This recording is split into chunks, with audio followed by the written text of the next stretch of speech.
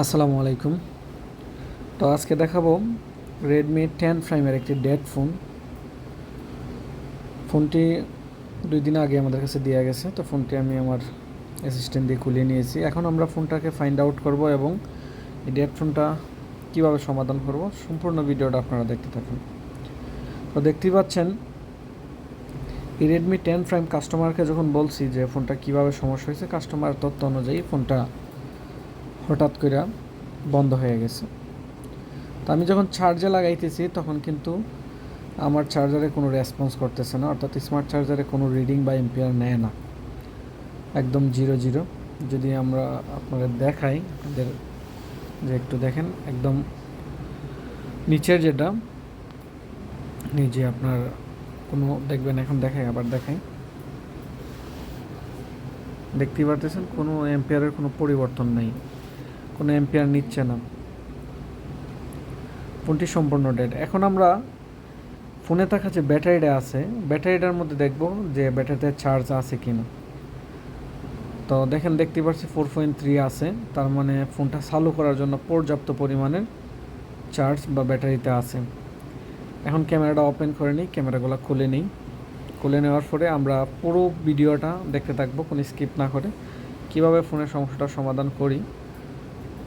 তো ডায়েট মোডে নিলাম এবং বিভেট কানেক্টরে ফরওয়ার্ড ভয়েস এবং রিভার্স ভয়েসে আমি চেক দিতেছি, ফরওয়ার্ড এবং রিভার্সে যে কোনো শর্ট কিন্তু নাই, অর্থাৎ 350 মিনিমাম 1000 1000 আছেই। তো মাদারবোর্ডটা চোখ দিয়ে আইতেরাফি করি, দেখি কোনো ওয়াটার ড্যামেজ আছে কিনা। চোখ দিয়ে দেখতে পারলাম যে এক জায়গায় ওয়াটার ড্যামেজ আছে, তারপরও সমস্যা নেই। আমরা ডিসি পাওয়ার সাপ্লাই দেখি বোর্ডে কোনো লিকেজ বা শর্ট আছে কিনা এবং ফোনটার বুটিং কত আছে। দেখেন কোনো লিকেজ নেই। আমি সুইচ করতেছি, ফোনটা 16, 17, 18, 20, 35, 180, ফোনটা কিন্তু স্টার্ট হইতেছে কিন্তু স্টার্ট হচ্ছে না। দেখতে পাচ্ছেন ফোনটা কিন্তু 180-র মধ্যে যাচ্ছে। তো বুটিং এখানে ল, কারণ ফোনটা 250-র মধ্যে গিয়ে হোল্ড হইলে ফোনটা কিন্তু চালু হওয়ার কথা। 250 উঠলে অনেক সময় আইডি লাইন যদি কানেকশন না থাকে তাও ফোন চালু হয় না পাওয়ার সাপ্লাই। তো এই ফোনটা আমরা ব্যাটারিতে যেহেতু চালু হয় না, এখানে তো অবশ্যই ব্যাটারিতে চার্জ আছে, তো ফোনটা ডেডি। আর আমি চোখ দিয়ে আইতেরাফি করে দেখতে পারলাম যে এই ফোনটার মধ্যে ওয়াটার ড্যামেজ আছে, অর্থাৎ ফোনের যে হেডফোনের যে লাইন আছে ওই লাইনের পাশে দেখেন, মানে এখানে যে ক্যাপাসিটর, রেজিস্টার সবগুলা কিন্তু একদম জং ধরে গেছে, মানে আপনার কী বলবো, মানে একদম ফানি ময়লা খাইয়ে নিছে। এখন আমি দেখবো এখানে যে থাকা যে ক্যাপাসিটরগুলো আছে এগুলা কোনো শর্ট দেখায় কিনা, যে দুনো পাশে বিপ দেয় কিনা। দেখেন ঠিক আছে, কিন্তু মানে ভ্যালু অলরেডি ঠিক আছে, এখানে কোনো শর্ট পাচ্ছি না, ফুল শর্ট কোনো কম্পোনেন্ট ক্যাপাসিটর পাচ্ছি না, কোনো লাইন লিকেজ থাকতে পারে। তো আমি টিনার দিয়ে জায়গাটা ওয়াশ করে নিই ভালো করে।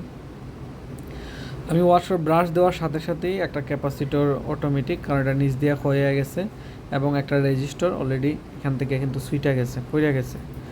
তো এখন আমি করবো কি, যে এখান থেকে যেহেতু ক্যাপাসিটরটা পড়ে গেছে এর জন্য কোনো সমস্যা নেই। আর সমস্যা বলতে যদি ওই লাইনে একটাই ক্যাপাসিটর থাকে তাহলে সমস্যা, ক্যাপাসিটর লাগাইতে হবে। আর যেহেতু এখানে একটা রেজিস্টার আছে, এখন এটা হচ্ছে খুবই গুরুত্বপূর্ণ, যার জন্য রেজিস্টারটা কিসের রেজিস্টার এবং কত কিলো হোমসের রেজিস্টার আমরা এই জিনিসটা দেখবো। ঠিক আছে, এর জন্য বর্নিউটা ওপেন করে নিলাম। বর্নিউটা ওপেন করার পরে স্কিমেটিক ডায়াগ্রাম আমি বিটম্যাপ ওপেন করলাম রেডমি 10 প্রাইমের।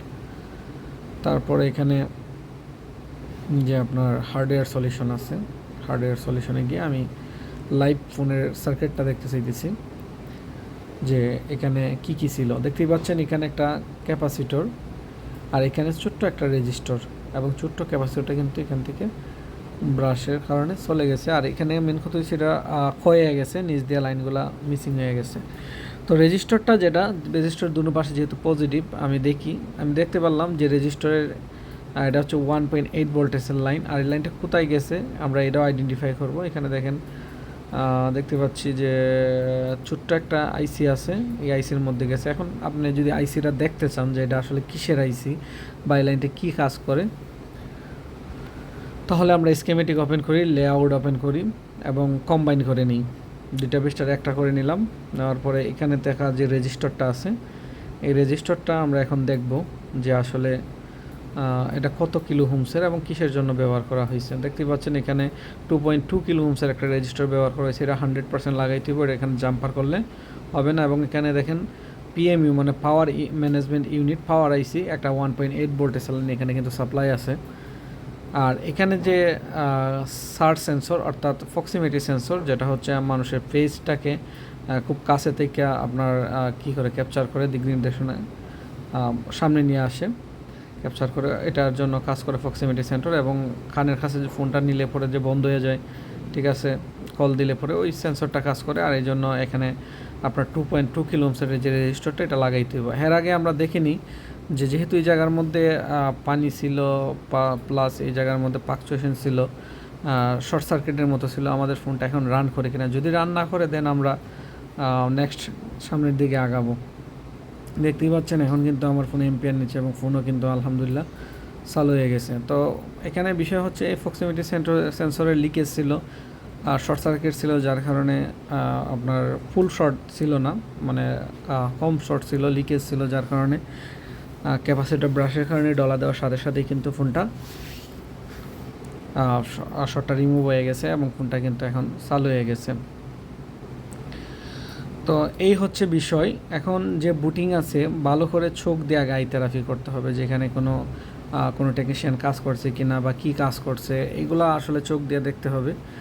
আর ফোনটা দইরাই যে সিপিইউ রিভলভ করতে হবে বিষয়টা এরকম না, আগে প্রাইমারি যে স্টেপগুলো আছে